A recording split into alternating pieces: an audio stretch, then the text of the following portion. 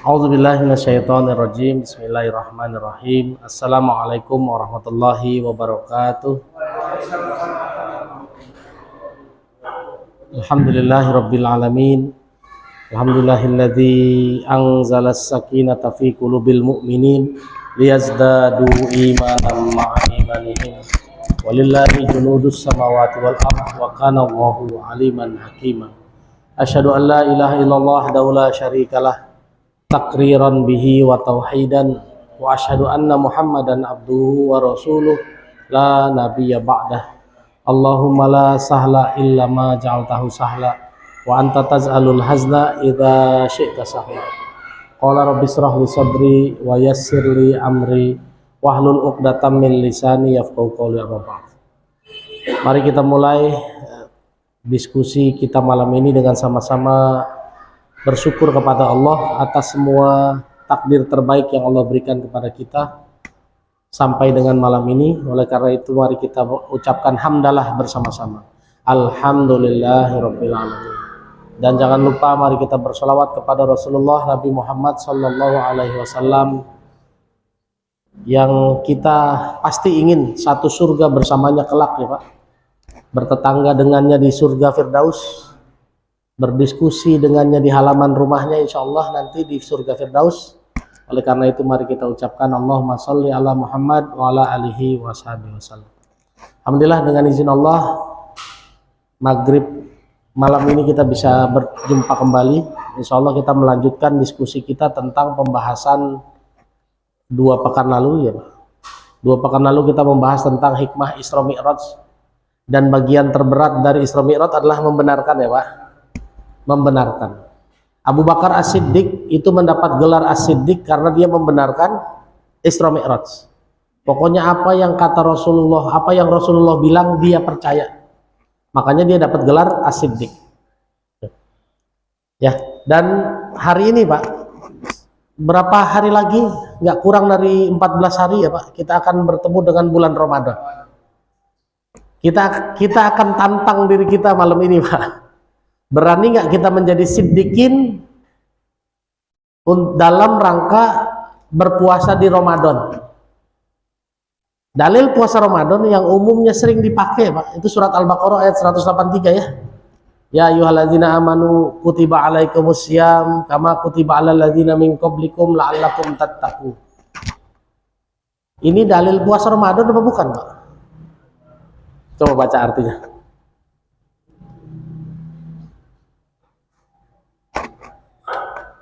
Wahai orang-orang yang beriman, diwajibkan atas kamu berpuasa sebagaimana diwajibkan atas orang sebelum kamu agar kamu bertakwa. Oke, terima kasih. Lihat Pak, ini dalil puasa Ramadan apa bukan? Bukan Pak. Orang nggak ada tulisan Ramadannya. Dalil puasa Ramadan itu adanya di 185-nya. Coba baca. Bulan Ramadan adalah bulan yang di dalamnya diturunkan Al-Quran, bagi petunjuk bagi manusia dan penjelasan-penjelasan mengenai petunjuk itu dan perbedaan antara yang benar dan yang batil. Karena itu barang siapa di antara kamu ada di bulan itu maka berpuasalah, dan barang siapa sakit atau dalam perjalanan dia tidak berpuasa maka wajib menggantinya sebanyak hari yang ditinggalkannya itu pada hari-hari yang lain. Allah menghendaki kemudahan bagimu dan tidak menghendaki kesukaran bagimu. Hendaklah kamu mencukupkan bilangannya dan melakukan Allah atas petunjuknya yang diberikan kepadamu agar kamu bersyukur. Kalau di surat Al-Baqarah ayat 185 ada kata-katanya Pak, faman syahida minkumus syahra falyasum. Barang siapa bertemu bulan Ramadan harus berpuasa. Lalu 183 kira-kira dalil untuk apa ya Pak? Pak, di situ kan dinyatakan ya, wahai orang yang beriman diwajibkan puasa agar bertakwa. Nanti kita akan pelajari Pak, kita malam ini akan membenarkan ciri-ciri orang bertakwa. Tapi ada ciri-ciri orang bertakwa yang hanya bisa dicapai, yang hanya bisa kita dapatkan kalau kita berpuasa Pak. Kalau nggak puasa nggak mungkin dapat. Artinya kalau mau jadi orang takwa harus puasa. Ya, Kalau enggak puasa, enggak akan dapat, kita enggak akan mampu mendapatkan ciri-ciri tersebut, dijamin. Ya. Jadi kalau hari ini pengen jadi orang bertakwa, berarti syarat utamanya salah satunya harus puasa, Pak. Kalau nggak puasa nggak bisa. Ya, dan kita akan bedah ini satu-satu nih, Pak. Mudah-mudahan waktunya cukup. Ya, saya pendek-pendekin aja lah. Kita baca ciri-ciri orang bertakwa ya. Semua sepakat orang beriman disuruh puasa agar bertakwa kan? Pertanyaannya, takwa itu apa? Ayo. Apa? Hati-hati. Kalau kita ingat pelajaran masa kecil dulu SD, SMP, takwa itu kan menjalankan perintah Allah, menjauhi. Ini yang udah jalanin ini banyak apa enggak Pak kira-kira Pak?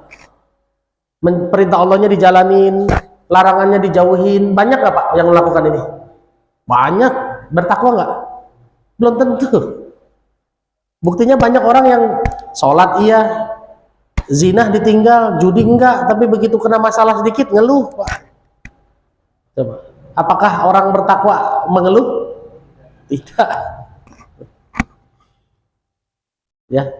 Rezeki Pak, kalau saya nanya rezeki, siapa yang kasih rezeki? Allah.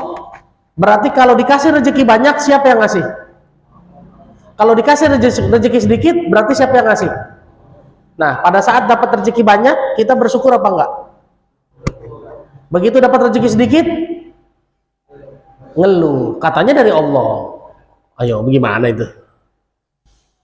Ya kan? Kalau ditanya, siapa yang ngasih rezeki? Jawabannya, Allah. Berarti dikasih banyak, yang ngasih Allah, dikasih sedikit, harusnya sikapnya sama nggak Pak? Orang sama-sama yang ngasih dia juga. Tuh, coba baca surat 10 ayat 31 dulu. Surat 10 ayat 31.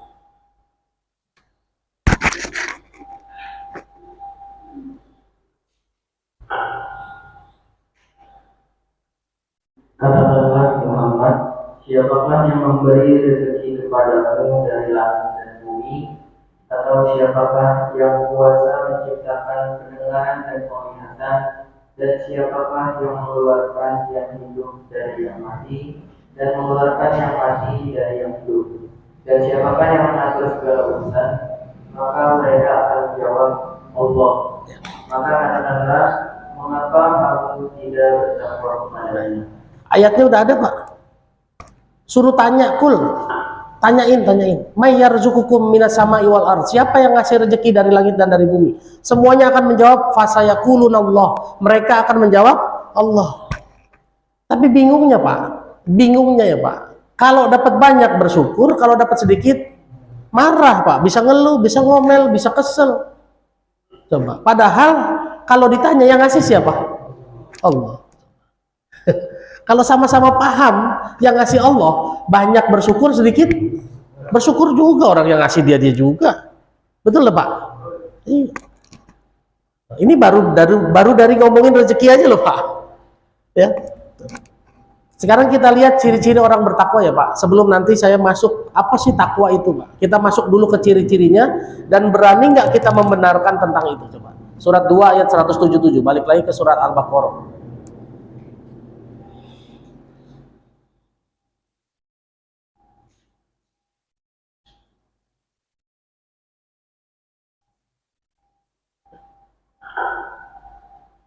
Kebajikan itu bukanlah menghadapkan wajahmu ke arah timur dan ke barat, tetapi kebajikan itu ialah kebajikan orang yang beriman kepada Allah, hari akhir, malaikat-malaikat, kitab-kitab, dan nabi-nabi, dan memberikan harta yang dicintainya kepada kerabat, anak yatim, orang-orang miskin, orang-orang yang dalam perjalanan atau musafir, peminta-minta, dan untuk memerdekakan hamba sahaya, yang melaksanakan sholat dan menunaikan zakat, orang-orang yang menepati janji apabila berjanji, dan orang yang sabar dalam pemelaratan, penderitaan, dan pada masa peperangan.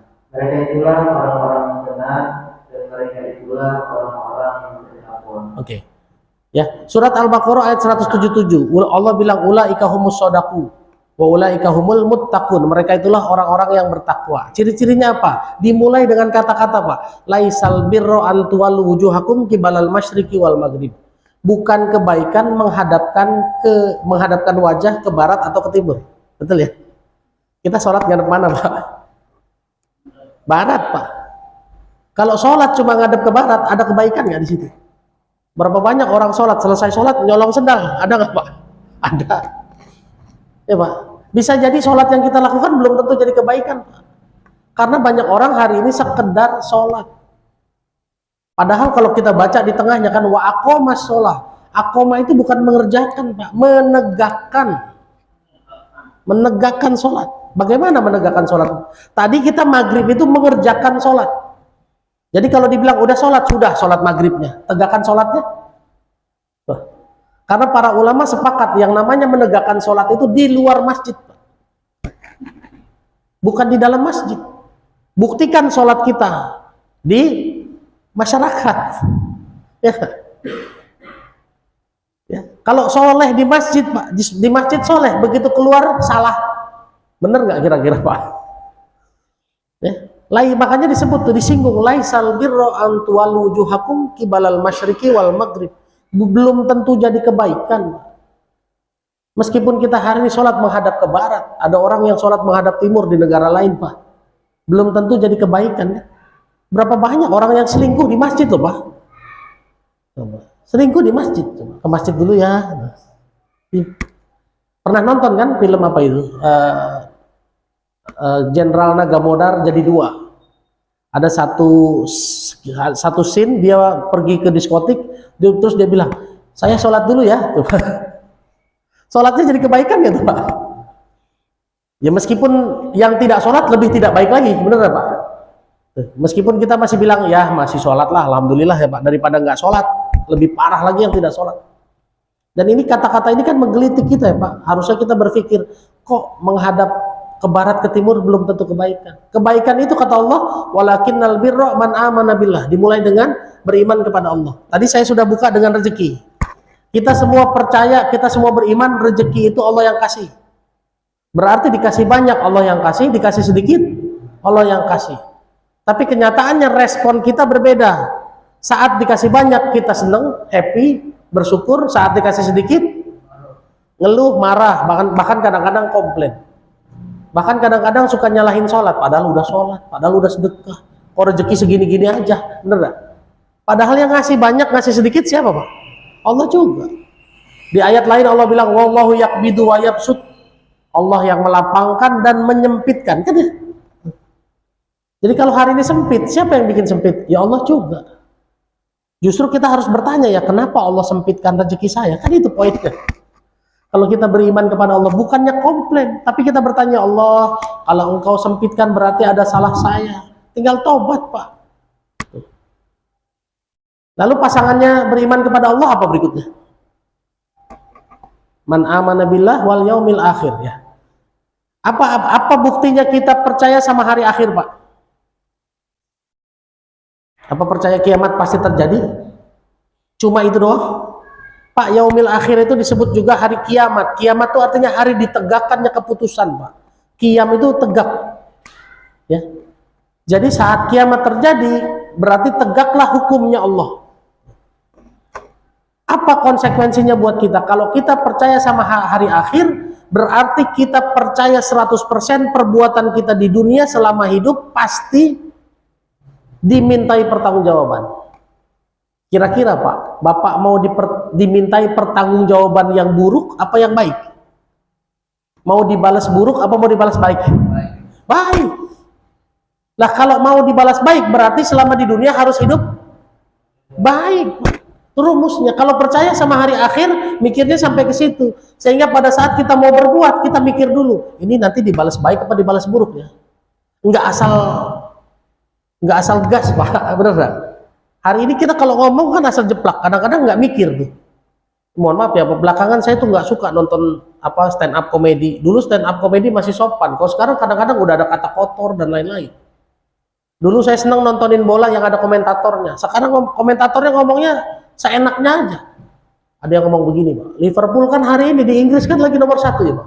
Kalau dia nggak juara, dikata itu. Kalau nggak juara berarti dia goblok. Nah, saya tuh nggak suka kayak dia pinter aja main bola. Betul nggak Pak? Padahal kata-kata itu nanti dimintai pertanggungjawaban di hadapan Allah. Pasti.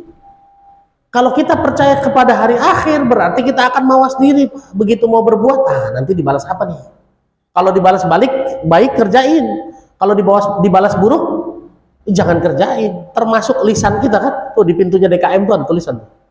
Kebanyakan dosa manusia karena lisannya. Hadis riwayat Turmuzi ya kan? Di situ. Tapi kita setiap hari ngomong sembarangan nggak?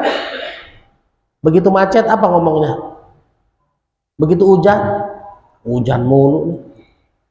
Coba. Seenaknya kan Pak? Seakan-akan kita nggak percaya bahwa ada hari kiamat yang akan meminta pertanggungjawaban atas perbuatan kita. Makanya kalau kita beriman kepada Allah dan hari akhir ini berarti hari kita akan bertanggung jawab terhadap semua perbuatan kita. Dua ya Pak. Berani nggak membenarkan nih? Kalau kita berani membenarkan, mulai hari ini ke depan kita akan mawas diri Pak. Akan waspada, jangan sembarangan ngomong, jangan sembarangan berbuat, jangan sembarangan bersikap. Kenapa? Karena pasti dimintai pertanggungjawaban. 100 rupiah yang kita ambil Pak, ditanya nggak kira-kira nanti? Ditanya. Komentar kita dalam hati sama teman kita yang itu orang gitu amat sih, kira-kira nanti dimintai pertanggungjawaban nggak Pak? Meskipun di dalam hati. Pasti, kata Allah di surat 17 ayat 36 coba. 17:36.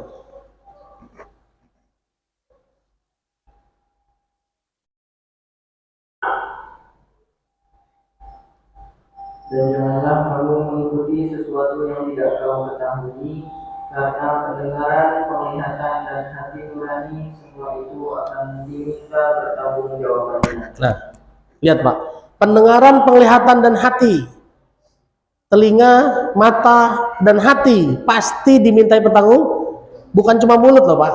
Kita begitu mendengar kan suka merespon kan, oh gitu dia ya. Nah, Pak, 11 orang yang memfitnah Siti Aisyah berselingkuh sama Sofwan Al-Mu'attal, ya semuanya kata Allah masuk surga. Orang ke-11 tuh Pak cuma ngomong, oh gitu ya, baru tahu saya. Hati-hati loh Pak, gara-gara denger kita merespon seakan-akan menyetujui, itu kata Allah kulluhum finnar, semuanya sama-sama masuk neraka. Makanya hati-hati, kita naik angkot, naik busway, tiba-tiba ada orang gibah gitu ya Pak, kita kan nggak sengaja denger tuh Pak. Begitu denger suka ngerespon kan dalam hati kan, meskipun mulutnya diam. Hati-hati loh Pak, itu dimintai pertanggungjawaban. Mata kita lihat Pak, kita ngelihat orang, langsung suka menilai kan, betul lah Pak. Hati-hati, dimintai pertanggungjawaban. Ini kalau kita beriman kepada Allah dan hari akhir. Terus beriman kepada Allah hari akhir apalagi? Malaikat. Apa bukti kita beriman kepada malaikat Pak? Minimal ada 2 di kiri kanan ya, Raqib dan Atid Pak. Raqib mencatat perbuatan baik, Atid mencatat perbuatan buruk. Berarti kesimpulannya Pak, kalau kita beriman kepada malaikat, Bapak merasa diawasi apa enggak? Tiap hari diawasin Pak. Berarti pada saat Bapak sendirian, merasa aman nggak Pak dalam pantauan? Tidak. Orang yang beriman kepada malaikat, dia bukan yakin nanti kalau dikubur pasti tanya, bukan cuma itu saja. Dalam masa hidupnya pun dia langsung merasa ada Raqib, ada Atid, berasa ada yang ngawasin terus. Sehingga berani berbuat sembarangan nggak Pak? Begitu mau nyolong nggak ada orang nih, ada malaikat loh. Betul nggak Pak? Begitu mau selingkuh, nggak ada orang nih, ada malaikat loh. Coba, dia nanti bersaksi nggak di hadapan Allah? Iya. Ada dalilnya Pak, waqala qorinuhu, nanti korinah mereka ada di surat Tur, surat 50. Semua nanti akan bersaksi di hadapan Allah. Saya lihat loh dia begitu, saya lihat loh dia begitu. Ada. Di surat Tur, surat 50 itu cerita-cerita tentang bagaimana korinah kita, malaikat-malaikat penjaga kita yang nantinya akan bersaksi di hadapan Allah. Ngadu ke Allah Pak. Makanya kalau beriman kepada malaikat, jaga diri. Setelah malaikat apa? Kitab-kitab. Ini materi pertama saya kalau Bapak masih ingat setahun yang lalu. Apa itu kitab petunjuk pedoman hidup? Wah, semua jawabnya pedoman hidup. Tapi apakah hidup kita pakai ilmu-ilmu yang di Quran? Belum tentu ya Pak. Quran itu bisa jadi cuma dibaca sama kita selama ini. Padahal Quran adalah petunjuk buat segalanya. Masalah apapun bisa dijawab sama Quran. Makanya dengan izin Allah saya bikin yang namanya Quranic Life Skill. Bagaimana menjalani hidup dengan keterampilan sesuai ilmu-ilmu Al-Quran. Jadi begitu kena macet, ada cara respon menurut Quran. Tadi saya parkir di situ agak lama nungguin Pak, karena saya nggak berani tinggal, karena itu pintu rumah orang kan. Kalau direspon pakai nafsu, ngomel nggak saya Pak kira-kira? Abiu ditelepon nggak ngangkat-ngangkat, nggak nyambung-nyambung Pak. Kalau pakai nafsu, ngomel nggak nih, kemana sih DKM ini? Bisa nggak Pak? Tapi kalau direspon pakai Quran bagaimana? Ya memang rezekinya saya harus nongkrong di situ. Ya sudah, alhamdulillah Pak. Itu rezeki saya nunggu. Itu udah diatur semua, jangan usah dikomplain. Memang rezeki saya begitu nyampe, ya memang harus sabar. Itu ujian Pak. Makanya harus ada ilmunya. Bahkan merespon nunggu saja ada ilmunya. Itu kalau kita iman sama kitab. Ya. Man amana billahi wal yaumil akhir wal malaikati wal kitabi wan nabiyyin, ya. Yang berikutnya beriman kepada para nabi. Pak, para nabi itu sudah menjalani hidup sebelum kita. Sebelum kita susah, mereka udah susah duluan belum? Udah. Sebelum kita ditolong, mereka udah pernah ditolong belum? Jadi kalau hari ini kita susah Pak, sebetulnya tinggal nyontoh mereka aja. Oh saya susah, Nabi tapi ditolong. Bagaimana? Ya tinggal ngikutin aja polanya. Hidup ini kan pola Pak. Berulang aja begitu kan? Kalau dulu ada nabi yang susah diuji sama Allah lalu ditolong, tinggal ikutin aja. Kalau hari ini kita susah, tinggal lihat kisah mereka. Nabi Musa di pinggir laut lagi susah Pak. Tapi kata Allah, pukulkan tongkatmu. Berarti apa dia? Masih bisa ikhtiar. Berapa banyak orang hari ini yang datang ke saya curhat, Ustadz saya lagi susah, padahal motornya bagus Pak. Saya bilang ya ngojek aja dulu. Jangan-jangan ojek itu, motor itu tongkat Nabi Musanya. Bener Pak? Nabi Yunus di perut ikan, susah juga nggak Pak? Mentok, minta tolong ke sana kemari nggak bisa. Mungkin kita pernah juga berada kayak gitu Pak. Punya masalah, minjem ke tetangga, tetangga nggak mau bantuin. Minjem ke kantor, kantor nggak mau kasih. Bahkan begitu keluar rumah, orang langsung buang muka duluan Pak. Wah, mau ngutang nih orang nih, ya gitu ya. Jangan-jangan kita pernah punya masalah kayak gitu, mentok, minta tolong kemana-mana, nggak ada yang mau nolongin. Berarti mirip sama kejadian Nabi Yunus di perut ikan. Tinggal apa yang dilakukan Pak? La ilaha illa anta subhanaka inni kuntu minaz zalimin. Banyak-banyak taubat Pak. Selesai nggak masalahnya Nabi Yunus? Selesai Pak. Jadi sebetulnya sebelum kita punya masalah, Nabi juga pernah punya masalah. Jangan bilang mereka kan Nabi Ustaz. Loh Pak, Nabi juga manusia loh Pak. Makanya Nabi disuruh ngomong kan, kul innama ana basyarum mislukum. Katakanlah aku manusia biasa sama seperti kamu. Kenapa nabi-nabi itu ujiannya besar? Karena mereka udah dijamin masuk surga. Wajar kalau ujiannya berat. Kita belum dijamin masuk surga kan? Makanya ujian kita nggak seberat mereka Pak. Ilustrasi sederhananya aja, orang kaya sama orang miskin ujiannya sama apa beda Pak? Beda. Orang miskin bisa ditipu miliaran, maaf, orang kaya bisa ditipu miliaran, orang miskin nggak mungkin, paling ratusan ribu, jutaan doang Pak. Nggak mungkin ditipu miliaran. Bebannya beda kan Pak? Jadi kalau Nabi diujinya berat ya karena mereka udah dijamin masuk surga. Dan ujian kita nggak akan seberat ujian Nabi, nggak akan. Pasti lebih ringan.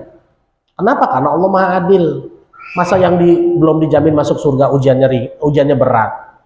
Sementara yang udah dijamin masuk surga ujiannya ringan. Nggak mungkin. Direktur yang sudah dijamin gajinya gede, dapat fasilitas mobil, kadang-kadang dibeliin rumah, nggak mungkin tanggung jawabnya kecil, benar nggak? Nggak mungkin. Office boy, OB, staff yang belum dijamin mobilnya, cuma dijamin UMR doang, mungkin nggak tanggung jawabnya lebih berat dari direktur? Nggak mungkin. Itu udah logis. Berani nggak kita sekarang membenarkan ini jadi siddiqin? Kalau kita berpuasa dan pengen jadi orang takwa, berarti kita harus beriman kepada Allah dan buktikan di dalam kehidupan. Beriman kepada hari akhir, buktikan dalam kehidupan.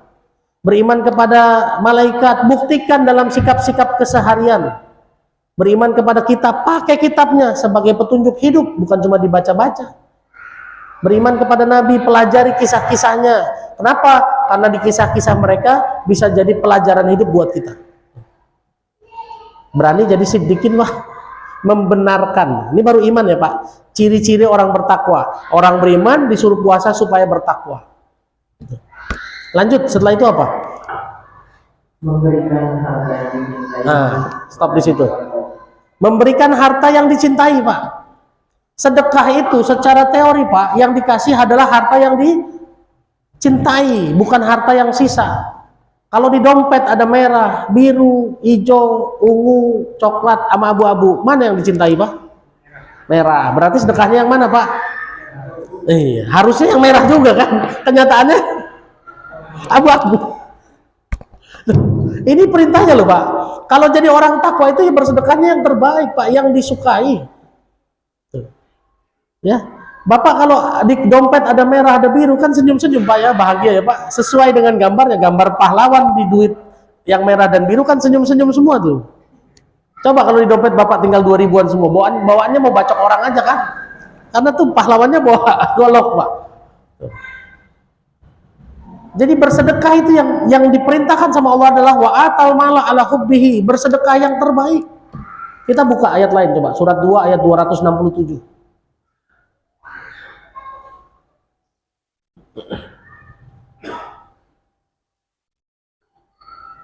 Wahai orang-orang yang beriman, infakkanlah sebagian dari hasil usahamu yang baik-baik dan sebagian dari apa yang kamu keluarkan dari bumi untukmu. Janganlah kamu memilih yang buruk untuk kamu keluarkan, padahal kamu sendiri tidak mau mengambilnya, melainkan dengan memicingkan mata enggan terhadapnya. Dan ketahuilah bahwa Allah Maha Kaya, Maha Terpuji. Nah, lihat, Pak. Di ayat ini tegas sekali, Pak. Ya ayyuhallazina amanu anfiqu min thayyibati ma kasabtum. Sedekahkan, infakkanlah harta yang baik-baik yang aku berikan kepadamu. Wala tayammamul khabisa minhu tunfikun. Janganlah kamu menginfakkan yang buruk-buruk. Walastum bi akhidhihi ila antum bidufi. Dan kamu sendiri ngelihatnya udah nggak suka. Coba kalau ada korban kebakaran, sedekah baju layak pakai, yang Bapak sedekahin yang mana? Yang masih dipakai apa yang udah nggak dipakai? Harusnya yang masih dipakai, bukan yang nggak dipakai. Kan jelas tuh, Pak. Wala tayammamul khabisa, jangan mengambil yang khabis, yang jelek. Walastum bi akhidhihi ila antum bidufi. Kita sendiri ngelihatnya udah nggak suka. Sekarang pertanyaan saya, Pak, kalau Bapak bersedekah kasih ke orang, mengharap apa dari dia, Pak? Mengharap apa? Bapak ngasih sedekah ke anak yatim, minta apa dari dia? Doa. Kira-kira kalau ngasih yang jelek, Pak, keluarnya doa apa sumpah, Pak? Sumpah serapah. Pelit banget nih orang jelek begini kasihin gue. Coba, Pak, saya alhamdulillah dari dulu tuh suka nganterin sedekah nasi bungkus, Pak. Dan saya ngelihat betul orang kalau dibuka ternyata rendang sama telur itu bersyukurnya Masya Allah, semoga ini orang yang ngasih ya rezekinya lancar. Saya lihat betul itu, Pak. Tapi begitu dibuka telur setengah sama tempe sama bihun, ya yang begini mah sering gua makan, Pak, ngomongnya begitu.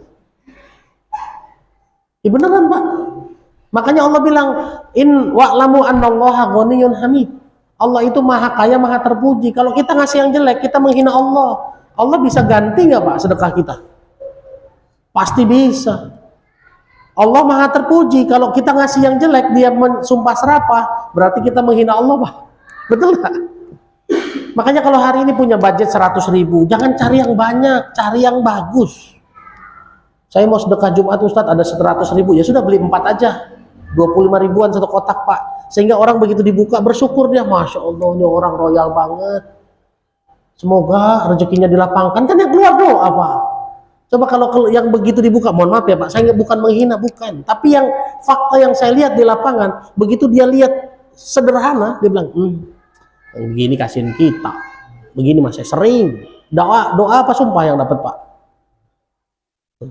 Tuh, harus berani membenarkan bahwa sedekah itu harus yang terbaik, Pak. Jangan yang seadanya. Meskipun cuma 100.000, cuma dapat 4, nggak apa-apa. Yang penting dapat doa dari 4 orang, kan? Dapat doa terbaik dari 4 orang. Daripada 10 semuanya nyumpahin. Pilih mana? Ayo, Pak. Ini, Pak, orang kita itu bersedekah mengharapkan doa, kan ada di surat At-Taubah 103. Khuz min amwalihim shadaqatun tutahhiruhum wa tuzakkihim biha wa shallu alaihim. Berdoalah kepada mereka, kepada orang-orang yang bayar zakat, membayar sedekah, berdoalah kepada mereka. Wassallu alaihim. Inna sholataka sakanul lahum. Sesungguhnya doamu menenangkan mereka. Tuh. Jadi kita bersedekah mengharapkan doa. Lah kalau ngasih yang jelek dia mau doain nggak? Nggak mungkin. Ini baru bersedekah. Lanjutin apa habis bersedekah?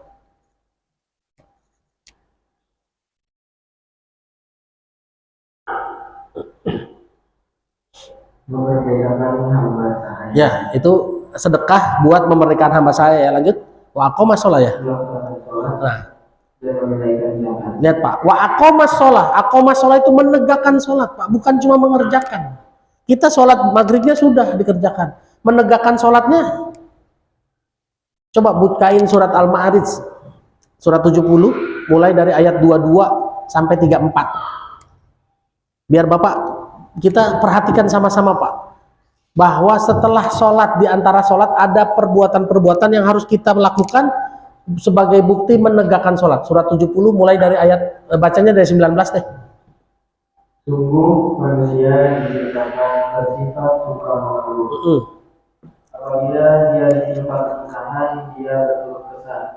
Dan apabila mendapat kebaikan, dia menjadi kikir. Nah, lihat Pak, ini sih pabrikannya manusia ya Pak. Kok apa standar pabriknya manusia begini, diciptakan suka mengeluh. Kalau dapat kesulitan dia ngeluh kemana-mana.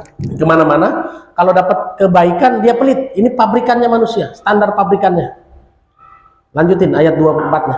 Kecuali orang-orang yang melaksanakan sholat. Nah, kecuali orang-orang yang melaksanakan sholat.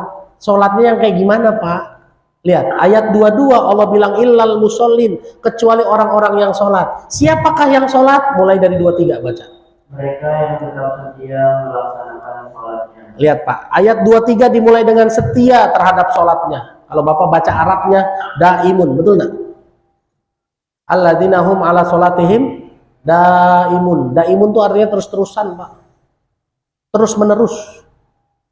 Sholat apa yang terus menerus? Sholat maghribnya sudah selesai, ba'diyahnya sudah selesai. Lalu apa yang terus menerus? Menegakkan sholatnya Pak. Menegakkan sholat itu apa? Coba lihat.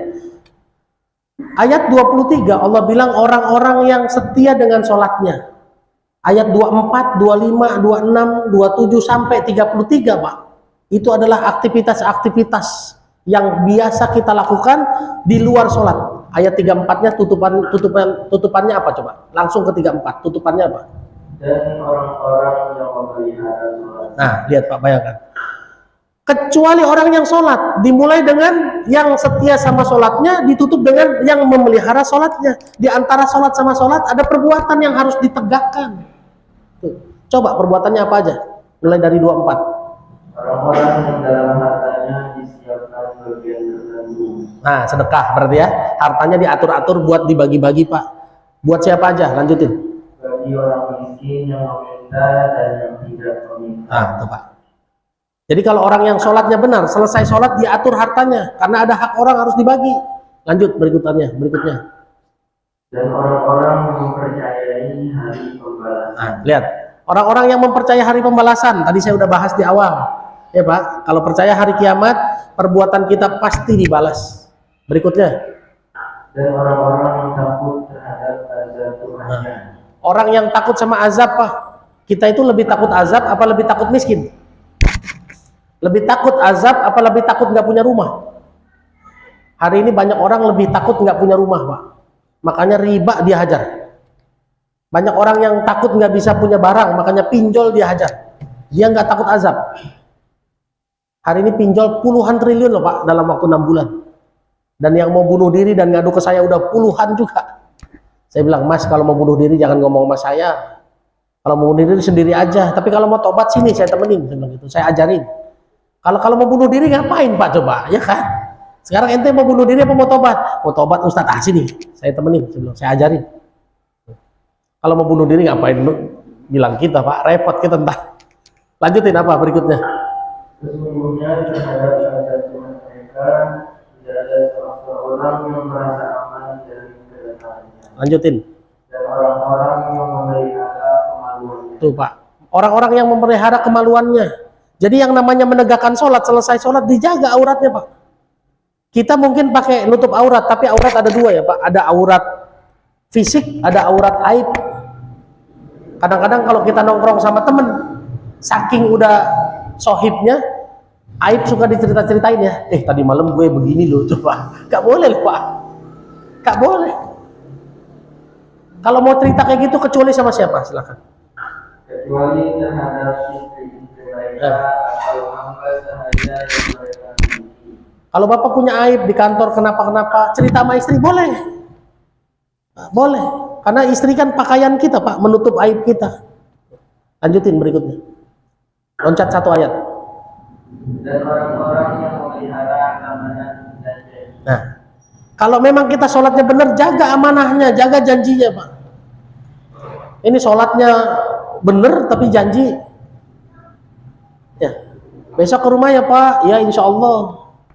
Begitu besoknya Pak kok nggak ke rumah? Kan saya cuma insya Allah doang. Pak, insya Allah itu bahaya loh Pak kalau diabaikan. Ya, lanjutin dulu. Dan orang-orang yang berpegang teguh pada kesaksiannya. Baru ditutup dengan ayat 34-nya. Dan orang-orang yang memelihara sholatnya. Nah, lihat. Jadi yang namanya menegakkan sholat itu Pak, ada perbuatan-perbuatan di antara sholat. Dimulai dengan sholatnya terus menerus, ditutup dengan sholatnya dipelihara. Dimulai dari subuh sampai ketemu zuhur. Ini kan ada perbuatan-perbuatan yang harus kita jaga Pak. Sebagai bukti kita menegakkan sholat. Zuhur sampai asar, itu perbuatan ada janji setelah zuhur. Ya buktikan, tegakkan. Ya, berani nggak kita membenarkan sekarang nih? Ya, kalau sudah sholat berarti janjinya dijaga. Bahkan kalau balik lagi ke surat Al-Baqarah ayat 177, janji itu termasuk yang disebut terpisah loh Pak. Ciri-ciri orang yang bertakwa adalah wal mufuna bi ahdihim idza ahadu. Orang-orang yang menepati janji jika dia berjanji. Betul nggak? Ya. Habis janji apa? Dan orang yang sabar dalam pengalaman. Nah, ini bagian ini Pak yang Bapak perlu puasa. Kita bisa, kalau kita jadi orang bertakwa, salah satu cirinya adalah sabar ketika melarat dan sengsara. Pertanyaan saya, bisa nggak kita sabar saat melarat dan sengsara? Bisa? Bisa? Bisa ya Pak? Bapak bisa? Pernah nggak melarat Pak? Pernah melarat. Melarat itu di bawah miskin loh Pak. Beda sama miskin. Nabi Musa dulu datang kepada Nabi Khidir. Ya, coba baca surat Al-Kahfi 66 sampai 69.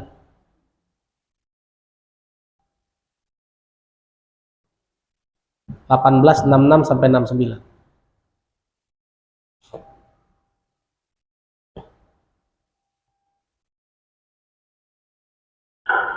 Musa berkata kepadanya, bolehkah aku mengikutimu agar engkau mengajarkan kepadaku ilmu yang benar yang telah diajarkan kepadamu untuk menjadi istriku?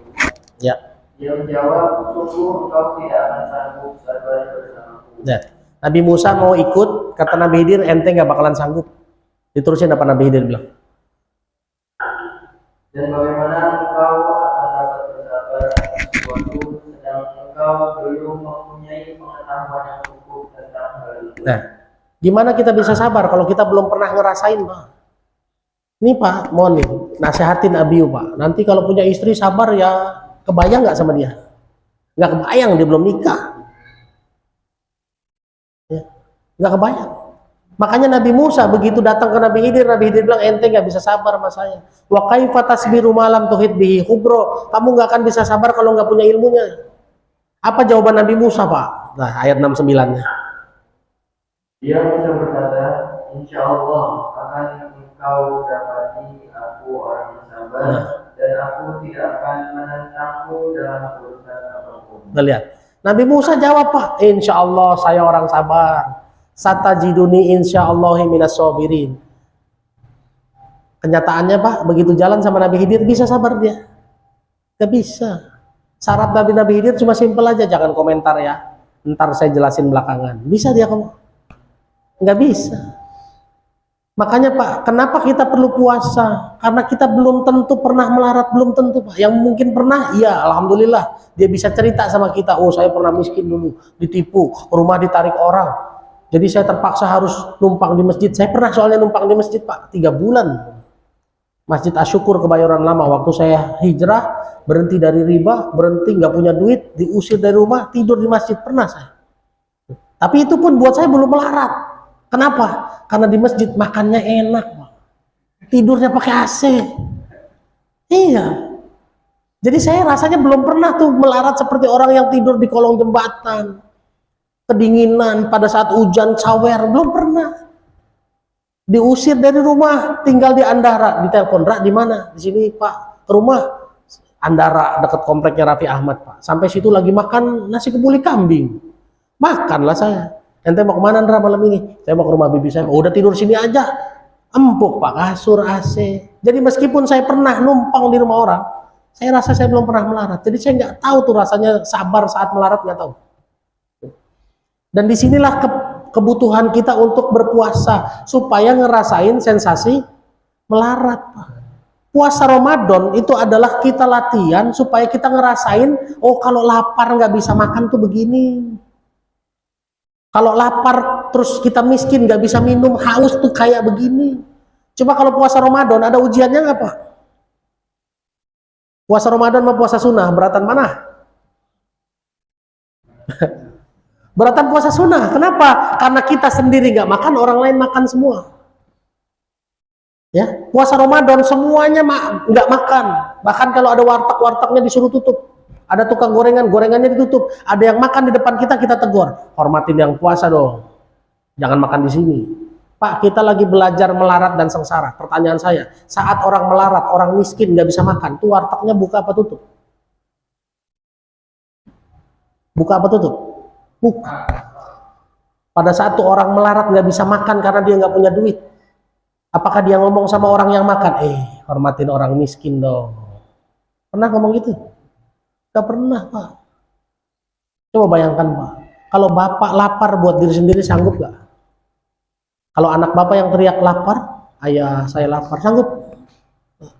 Itu jangan-jangan orang miskin tadi Pak, yang nggak bisa makan, lalu ngelihat kita makan di warteg, nggak dihabisin lagi Pak, dibuang-buang. Apa perasaannya dia? Di saat bersamaan dia ingat anaknya bilang, "Ayah saya lapar," apa rasanya? Betul lah, sedih Pak. Kita ini lagi berempati. Puasa itu latihan berempati. Kalau miskin tuh begini loh rasanya. Sehingga kalau lihat orang miskin kita ada rasa, "Oh iya saya tahu susahnya Pak, saya tahu Pak. Saya kalau lagi punya duit sekarang saya bantu Pak, karena saya tahu susahnya kayak apa." Ya. Makanya kalau saya memikir ideal Pak, tuh bulan Ramadan suruh buka aja, tuh warteg nggak usah tutup. Coba Bapak ke Turki, di Turki warung tutup nggak? Bulan nggak ada. Di Malaysia aja nggak tutup, cuma di Indonesia aja. Ya, saya sih nggak bilang itu salah ya Pak, tapi kita nggak dapat esensi puasanya kan, sehingga kita nggak tahu tuh rasanya melarat kayak apa. Padahal ini cuma latihan loh Pak.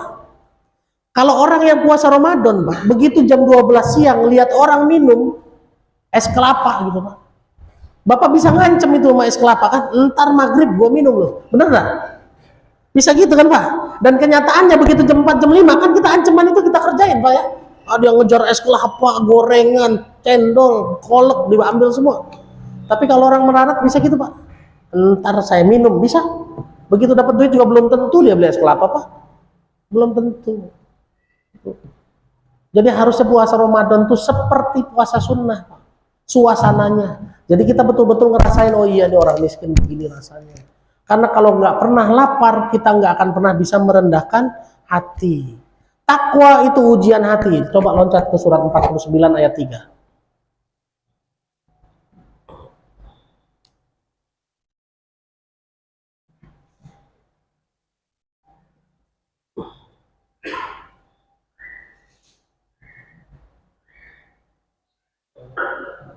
Sesungguhnya orang-orang yang merendahkan suaranya di sisi Rasulullah, mereka itulah orang-orang yang telah diuji hatinya oleh Allah untuk bertakwa. Mereka akan memperoleh ampunan dan pahala yang besar.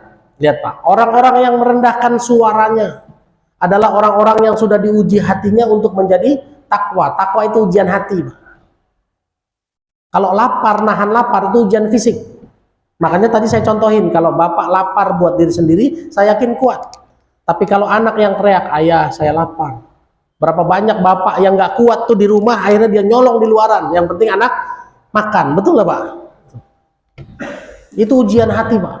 Ujian hati ini apa Pak? Buat merendahkan suara, merendahkan ego, merendahkan gengsi. Betul nggak Pak? Merendahkan suara kan merendahkan harga diri tadi kan? Wah, orang yang merasa harga dirinya tinggi Pak. Kalau nggak pernah lapar, Bapak nggak akan tahu yang namanya merendahkan hati, nggak akan tahu. Dijamin nggak akan tahu. Jadi kita tuh puasa, belajar sensasi melarat, belajar sensasi sengsara, supaya kita bisa merendahkan hati. Jadi kita punya rasa empati sama orang miskin, kita empati, sama orang susah kita empati, sama orang yang lagi hari ini kesulitan kita punya empati. Tuh. Ya. Dan ini cuma latihan, Pak. Cuma latihan, begitu sebulan selesai kan? Kalau orang melarat, kalau yang melarat Pak, apakah dia latihan? Enggak, dia benar-beneran. Dan pertanyaannya, kita mau merendahkan hati secara sukarela lewat puasa yang serius sebagai latihan saja, atau mau merendahkan hati dipaksa sama Allah? Pilihannya mau di mana? Merendahkan hati sukarela atau merendahkan hati dipaksa? Sukarela. Karena kalau dipaksa, bacain surat 6 ayat 42. Ayat 42, Al-An'am 42.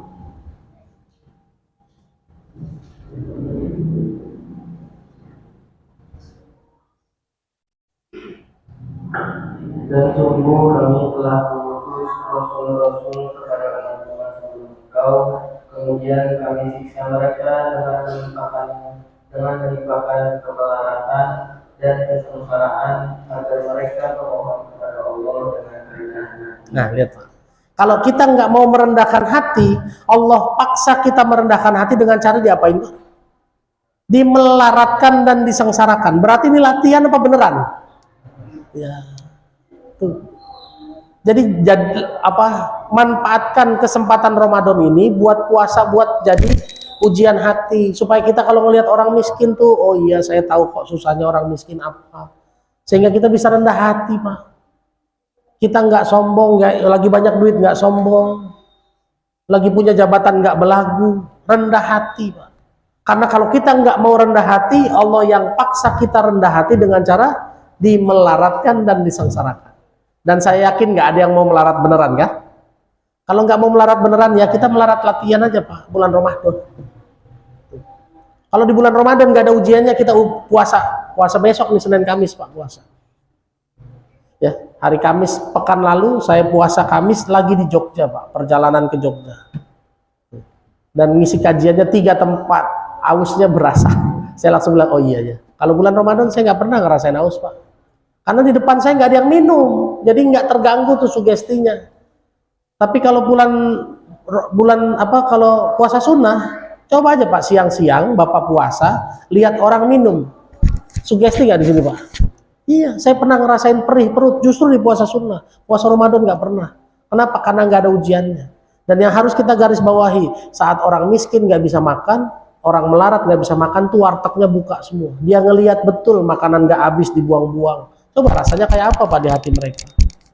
Jadi mulai besok Pak, kalau Bapak makan nggak habis, Bapak tanya sama diri Bapak sendiri, hormatin orang miskin dong yang nggak bisa makan. Kok makanan kita dibuang-buang? Kalau tahu kebanyakan, pisahin duluan, kasih buat mereka. Wallahualam bishawab, mudah-mudahan itu materinya bermanfaat dan bisa kita praktekin dalam kehidupan. Dan di bulan Ramadan besok, mudah-mudahan kita dapat esensi puasa Ramadan yang terbaik. Sebelum ditutup, mungkin kalau ada yang mau tanya, silakan. Mangga Pak. Apa? Oh, Pak, yang namanya takwa istiqomah itu Pak, cuma dipaksa Pak, nggak ada cara lain. Ada di surat 20 ayat 115. Surat 20 ayat 115. Nabi Adam tuh udah dinasehatin sama Allah. Lalu kenapa dia lupa sama nasihat itu? Karena dia tidak punya kemauan yang kuat, cuma itu aja. Jadi yang namanya kalau mau istiqomah, ya harus ngotot Pak. Sekarang bangun subuh harus maksa nggak? Kalau nggak dipaksa bisa nggak? Enggak. Ya. Apalagi baca Quran rutin setiap hari, nggak usah banyak-banyak. Habis sholat baca Quran 1 halaman rutin. Perlu dipaksa nggak tuh Pak? Perlu dipaksa, semua perlu dipaksa. Makanya nanti Allah bisa karena biasa, gitu ya Pak ya. Jadi nggak ada cara lain, istiqomah itu terpaksa, harus dipaksa. Makanya Rasulullah begitu ayat tentang istiqomah turun tuh surat 11 ayat 112 kalau nggak salah. Itu kan langsung ubanan Pak, karena dia tahu beratnya istiqomah kayak apa. Gitu ya Pak ya. Jadi mau nggak mau kalau mau istiqomah harus dipaksa. Wallahu a'lam bishawab. Saya pikir cukup sekian. Terima kasih banyak atas perhatiannya. Billahi taufiq wal hidayah. Assalamualaikum warahmatullahi wabarakatuh.